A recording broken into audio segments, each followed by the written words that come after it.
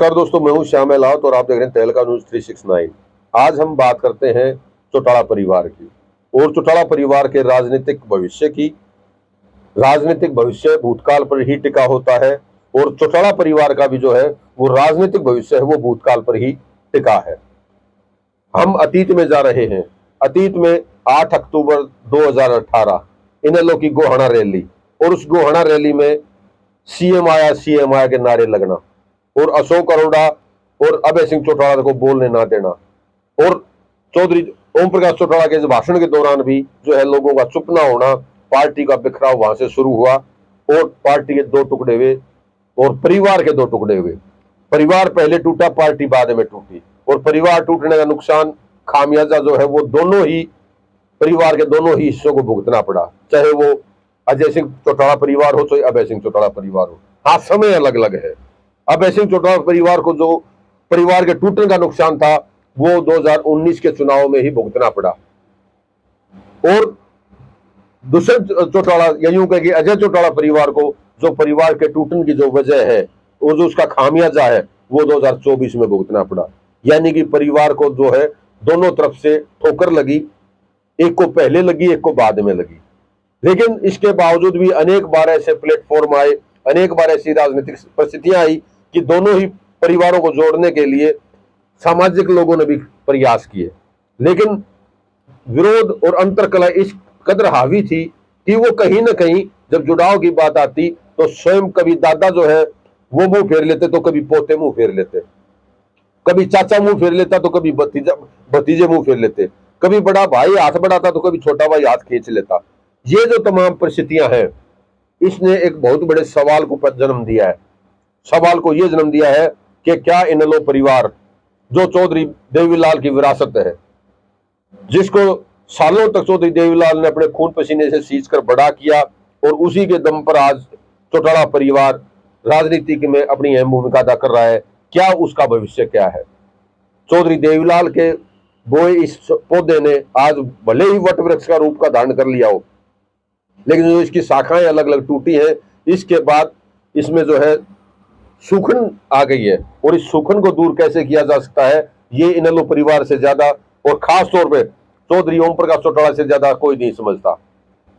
राजनीतिक हालात आज के क्या है, 2019 के क्या थे, 2014 के क्या थे, 2009 के क्या थे, लेकिन 2024 के क्या है और 24 के बाद जब भारतीय जनता पार्टी की सरकार बनी है तो हालात और कई गुना ज्यादा बदले हैं। अकेले परिवार भले ही इनेलो पार्टी के 2 विधायक चुनकर आए हो, जेजेपी 0 पर बोल्ड हो गई, लेकिन पिछली बार हालात उल्टे थे, इनेलो 1 पे थी, जेजेपी 10 पे थी। लेकिन परिवार का बिखराव, अगर 2018 में परिवार एक होता, पार्टी एक रहती, तो राजनीतिक विश्लेषकों का यह कहना है कि सरकार 100% इनेलो पार्टी थी। लेकिन महत्वाकांक्षाएं और अति इच्छाएं पार्टी के संगठन को और परिवार को ले डूबी। लेकिन उससे सबक लेने का अब समय आया है।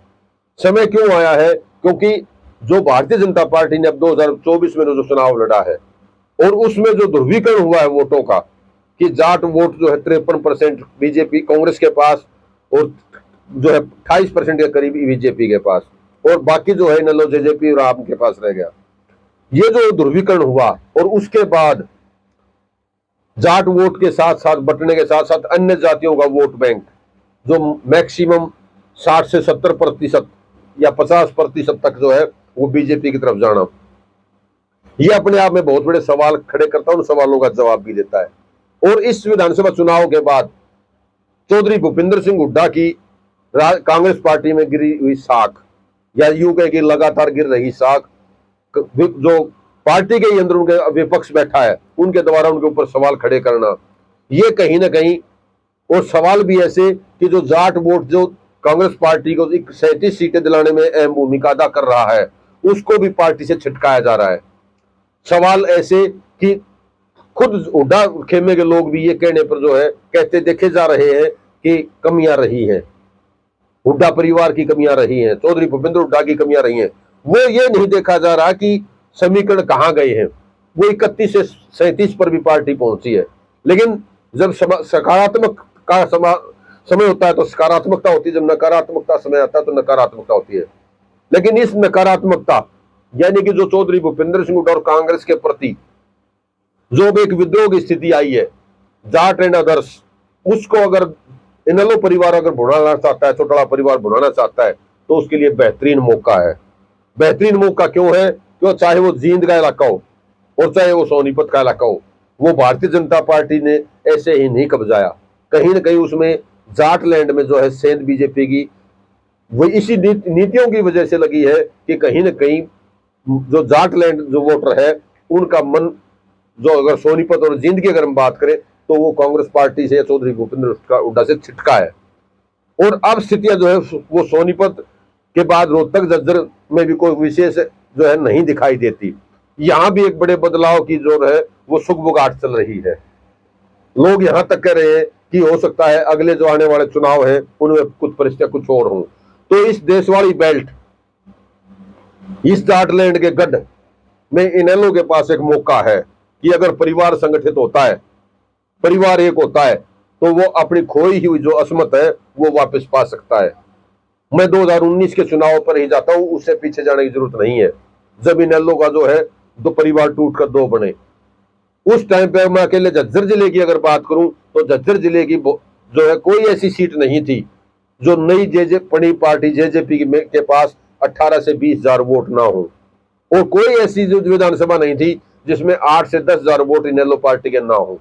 इसका मतलब मिनिमम आप मान के चीजिए 18 और 10 28, यानी कि अगर परिवार का अगर पार्टी एक ही अगर चुनाव लड़ रही होती तो वो हर एक विधानसभा क्षेत्र में फाइट में थे।